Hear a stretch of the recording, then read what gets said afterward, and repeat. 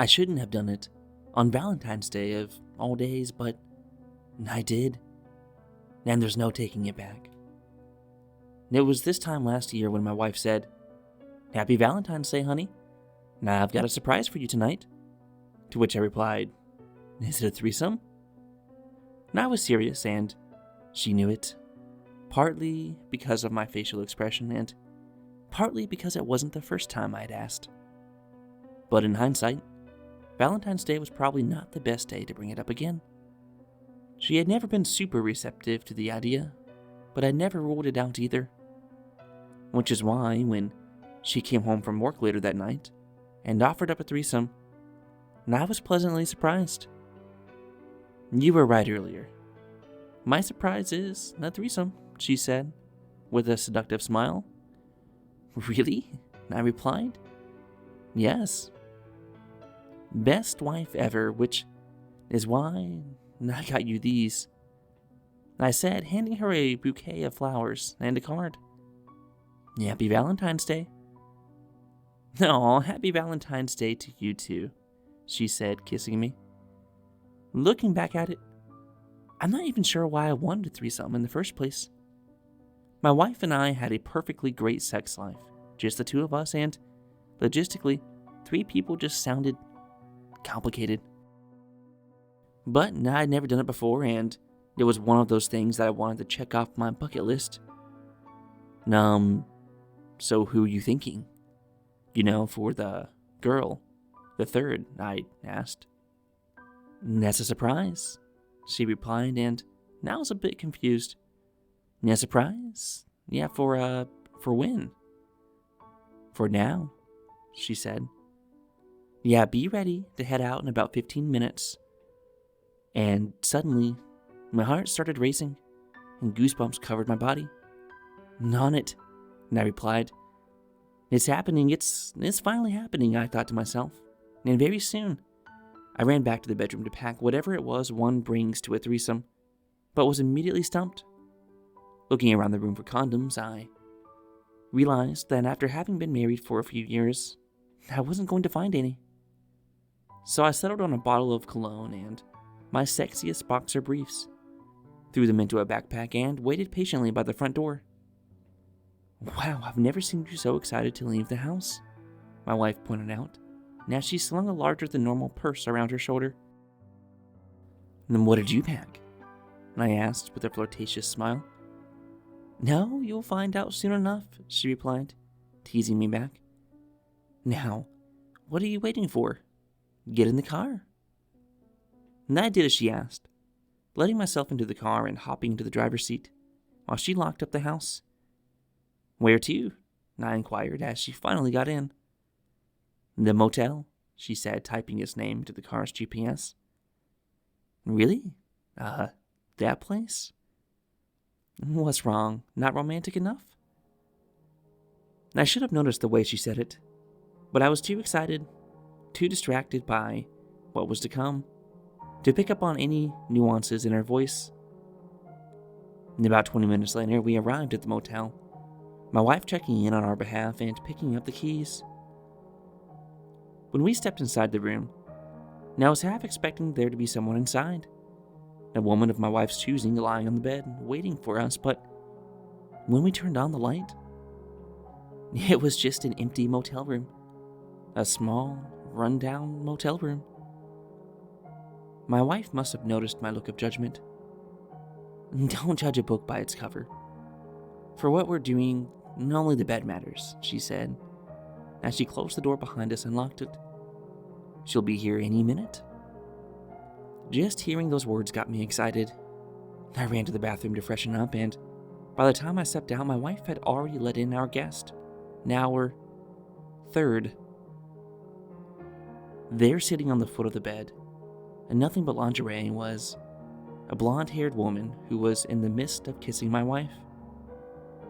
Hearing me step into the room, they both stopped and turned back to look at me. "By all means, don't stop on my account," I said, but it was too late. My wife took a step back from the woman and sat down in the chair beside the bed.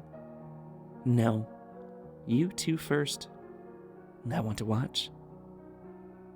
That's hot, I thought to myself, while at the same time shitting a brick, nervous that after fantasizing about this moment for years, and I wouldn't be able to perform. The woman took me by the hand and guided me to the bed, where she rolled me onto my back, hopped up on top of me, and began to kiss me. And it was about this time that I sensed that my wife was moving around the room behind us. But I was much too turned on, much too distracted by what was happening to think much of it. Then I caught a whiff of something. What is that? I wondered. But before I could look around to see what might be causing it, the woman tore off my shirt. That's when my wife crawled into bed with me, now also wearing lingerie. She whispered into my ear seductively, "Is it everything you wanted?" "We've barely even started," I whispered back, flirtatiously, but hearing 3 clicking sounds. "Tell me about it," she said with a smile. Before I noticed that she was wearing something around her wrist, something larger and heavier than a bracelet. They were handcuffs, latched from each of her wrists onto that of the woman's, and that of mine. Kinky, I thought to myself, as I went to reach out for my wife, but heard another sound. A clacking noise, like the sound of metal hitting wood. In this case specifically, the sound of the handcuffs on my other wrist, as I caught on the wooden bed frame and prevented my arm from moving any further. Even kinkier, I thought to myself.